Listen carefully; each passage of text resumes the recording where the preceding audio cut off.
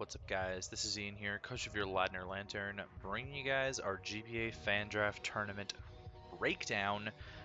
You guys will be seeing this probably midway into the tournament. I don't want to necessarily reveal all my thoughts to the people in my pool right away, but I do want to post these videos because I think it'd be kind of fun, and I see a lot of people doing these for the TTM tournaments, which is the token minorities. Speaking of which, that's coming up soon. I believe Summer Showdown is coming up next month, so you may or may not see me in that, uploading that as well. But this is the GBA Fan Draft run by Clasped mainly, but there's a ton of other GBA mods, and my friend Jay convinced me to join. He is also a mod of one of the pools. We got placed into pool Ketamine, which is the Pacific time zone pool, which is my time zone. So got matched up with a few people, only one of which we know for sure, which is Howler, who's actually a subscriber to the channel. Good friend from Vancouver as well. We know by name, we know Jack and the LA Larvatars. He just beat Jed in the AABL semifinals in the Blue League of the AABL, so that's the name we know by reputation. Everyone else is new, but Demaster is in here. Kehori, I hope I pronounced that right. I'm really sorry. Ishan, Tamer AG, Aquatic, Master Whoop, and AM22. So we'll see how this goes. This is my first ever 8-mon format tournament, and it's my first ever free draft as well, if you want to count this as a free draft. I mean, it is only 8-mon, but there's so much good stuff that you're not really going to see anything below what you would normally see in Tier 3 go. So yeah, that's pretty cool. We ended up getting 8th out of 10th in the terms of the pick order, and I'm totally okay with that. We ended up getting something really strong. That should not have made it to me in 8th, to be completely honest, in an 8-mon format. It really shouldn't have. There were a few things that I was looking at that went early. Mega Gallade went 2nd overall. Lando went 2 picks before us. Lando T, that is. I was really looking at those. I'm a huge fan of Mega Gallade, and setup mons with a good speed stat and a fighting type are really strong in 8-mon format, apparently. So Mega Gallade was at the top of my list, and it went really early. But we ended up picking up our boy Celesteela. You already know Apollo 13. We used Apollo 13 so well in NCL Season 1 in our finals run. It was the team leader in kills. It was the defensive MVP for the team. It was just such a well-rounded mon. I'm currently using Celesteela in a team that I picked up in Mount Silver Season 3 as well. So I'm pretty comfortable with using this mon, and I'm excited to show it off in the 8-mon format. I think it's going to be absolutely ridiculous in the 8-mon format. Steel types are really strong in the 8-mon format, and yeah, I just like the look of Celesteela. It's a setup mon, it's versatile, bulky, can be run offensively and all those things. So I'm a big fan of Celesteela. Beast Boost is obviously OP when you can get 5 different Beast Boosts with it. Not much more to say about that. Next up, I actually ended up grabbing my Dragon, and I was going to grab Zygarde 50%, and this would have been the nastiest draft ever if I could have got Celesteela Zygarde right off the bat. But Zygarde 50% went 10th overall, so I ended up not grabbing it, but I got its cousin, kind of, in Garchomp. I've used Garchomp in Mount Silver Season 2. It was really good that season. I think there was only one game I didn't bring it to. Sandvale is allowed, and there are 2 teams that drafted Sand. So Sandville might come. I'm just saying. Yeah, great physical attacker, really solid speed stat, pretty decently bulky. It's not a half bad special attacker either. I've run this mon in so many different ways, but the main thing that I want to take away is that it's a ground type, it's a dragon type, and it gets rocks. All of those are really key in this format as well. Rocks are super good against every team. You pretty much always want your rocks to be up.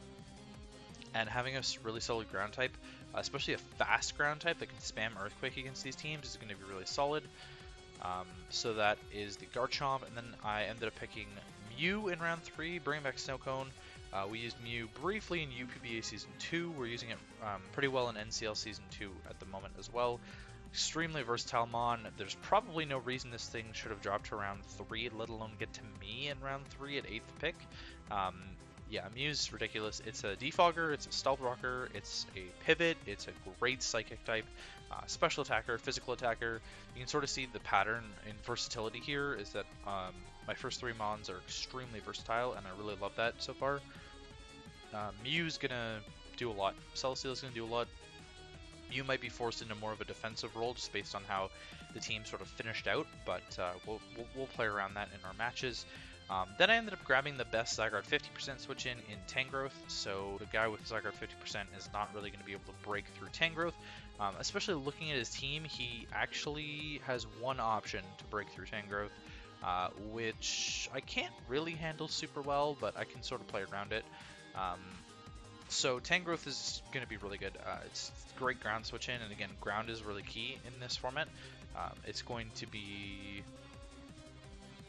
clutch with things like Sand running around, things like Zygarde 50% running around, things like Tapu Koko running around. It's a good Koko Sponge, it's a good Landorus Therian Sponge, it's a decent Zapdos Sponge, it's a decent... What else am I thinking of? It's a really good Superior Sponge. I'm just sort of naming things off the top of my head. It's okay at walling my Glade. It's a Tapu Bulu wall, you know, so those sort of things sort of play in here. Regenerator's probably pretty decent in this format as well, just because of how much you're switching around, I would think. Ridiculous defense stat, ridiculous HP stat, ridiculous attack, ridiculous special attack. Tangrowth's almost certainly going to be more of a defensive mon rather than an offensive mon.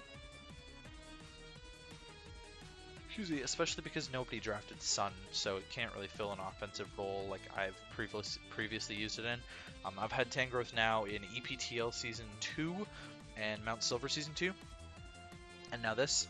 So this is my third time using it, and that is a huge theme of this draft. It's comfort. I've used almost all of these mons before in some way, shape, or form. Only one of them I've never used in draft format in my now 9 months of playing draft format. There's only one that I haven't used before in the format, but I've used it while laddering a lot, so I'm pretty comfortable with that. Next round, I ended up deciding to go with a special wall breaker because I had Garchomp as a physical wall breaker, and I picked up Nidoking, a mon that I'm really familiar with. Used this in AABL Season 4, used it in LET Season 1, and I believe I had it in another league that I can't remember off the top of my head. Yeah, I'm not entirely sure on that. Maybe I'm completely wrong, but I've at least used it twice. Nidoking's a fantastic special wall breaker. Sheer Force Life Orb is disgusting with the amount of coverage it gets. Don't count it as physical sets. I remember I beat Loco with a physical Life Orb Nidoking way back in LET Season 1. Thunder punched his Celesteela to death, and that was really fun. So that's Nidoking. Pretty basic. We're getting into the later things now. Nidoking fits a nice speed tier between Celesteela and Mew, which is cool as well. Then I grabbed Cloyster for some more hazards and a water type and some rapid spin. Cloyster's not actually the greatest mon that I could have fit on this team. There were definitely some better options, especially in terms of the water options, because Melodic was still up. I could have easily grabbed Melodic.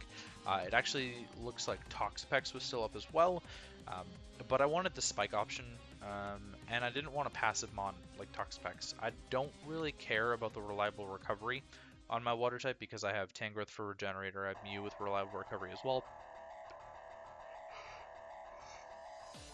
Excuse me, and I wanted another setup threat, because Nidoking's not a setup threat really at all, it's just a wall breaker. So Cloyster is a huge setup threat in this format. People don't have the best Cloyster switch-ins looking at their teams, and I think Cloyster's going to do a lot of work. At the same time, Spikes could also be extremely useful in this format, and so I'm looking forward to being able to show off some T-Spike sets maybe, or a Spike set.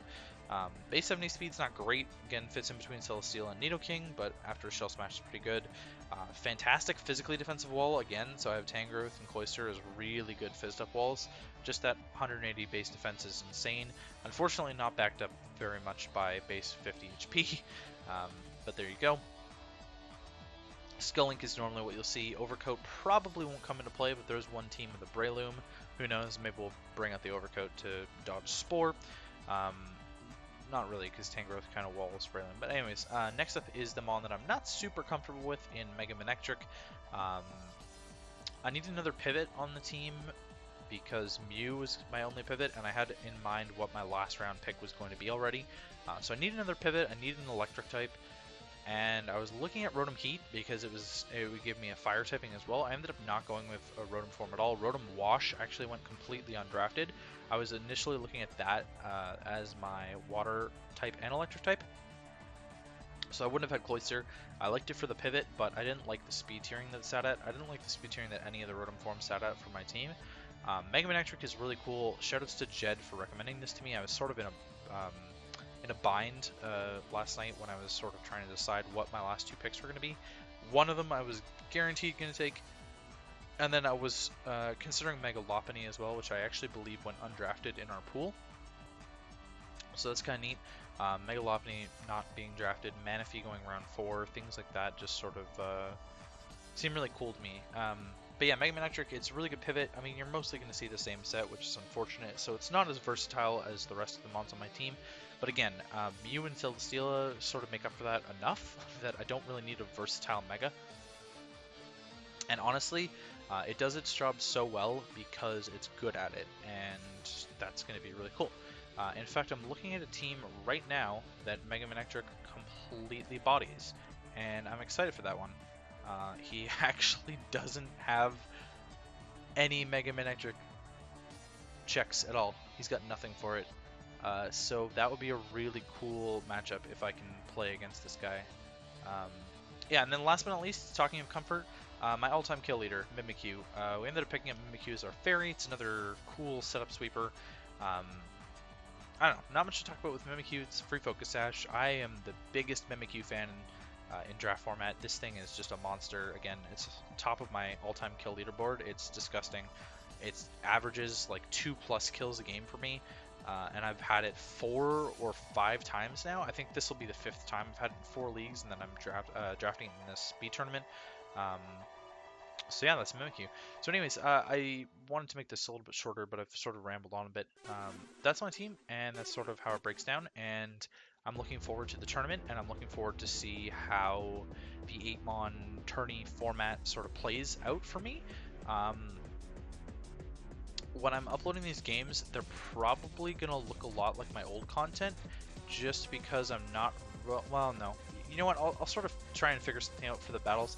I'm not going to post team builders for this, but what I will do is sort of run through the team really quickly right before the battle, and hopefully I'll be able to live com these while I'm going through as well.